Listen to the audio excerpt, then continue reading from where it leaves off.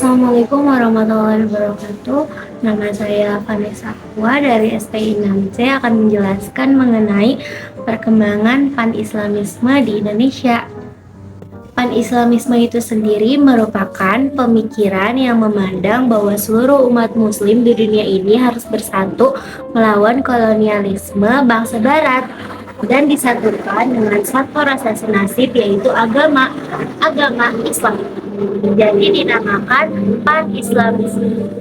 Sejarah awal mula Pan-Islamisme secara konsep sudah ada pada masa pemerintahan Turki Utsmani. Pada awalnya, kerajaan Turki Utsmani ingin melindungi Mekah dan Madinah sebagai negara dengan mayoritas Muslim. Lalu, pada abad ke-18, Turki Utsmani mulai memperluas wilayahnya ke ranah internasional dengan menyebarkan paham untuk mempersatukan umat Muslim dengan rasa senasib. Kerajaan Turki Utsmani menyebarkan dua paham, yaitu paham sultan dan juga paham khalifah, di mana paham sultan ini berkuasa untuk hal duniawi, sedangkan paham khalifah berkuasa dalam hal keagamaan, yaitu agama Islam, dan yang disebarluaskan yaitu paham khalifah melalui kader-kader Turki Utsmani, termasuk Indonesia. Langkah awal adanya Pan-Islamisme di Indonesia bermula dari organisasi sosial bernama Sarekat Islam.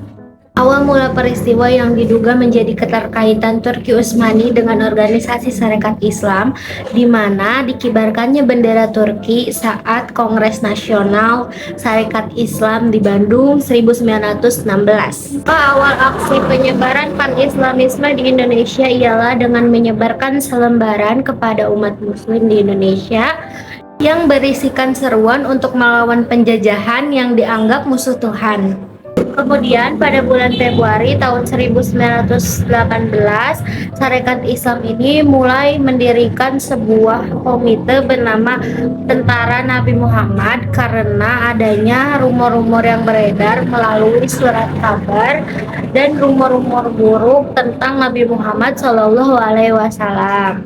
Organisasi Sarekat Islam mulai bekerja sama dengan organisasi-organisasi Islam tradisional di Indonesia, salah satunya Al-Irsyad. Lalu pada tahun 1922 diadakan Kongres Al-Islam di Cirebon, dihadiri oleh organisasi-organisasi Islam di Indonesia seperti Muhammadiyah, Al-Irsyad, dan juga ulama-ulama organisasi Islam di Indonesia. Namun pada tahun 1924 di Turki Utsmani terjadi keruntuhan Khalifah Abdul Hamid II. Dengan lengsernya Abdul Hamid II, maka terjadi kekosongan kekhalifahan bagi umat Muslim.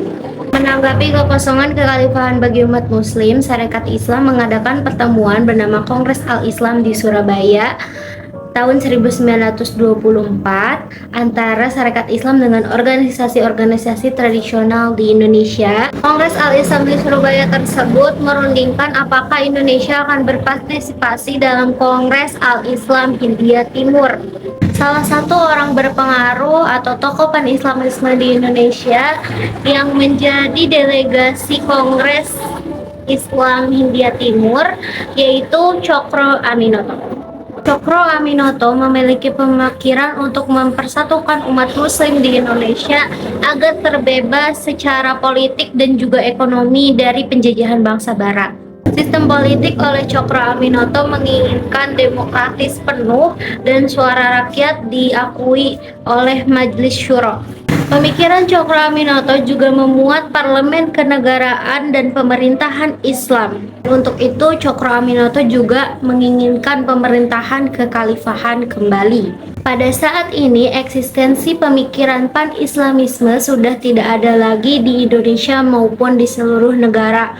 Karena pemikiran Pan-Islamisme itu disatukan dalam satu agama dan tidak terlepas pada wilayah-wilayah.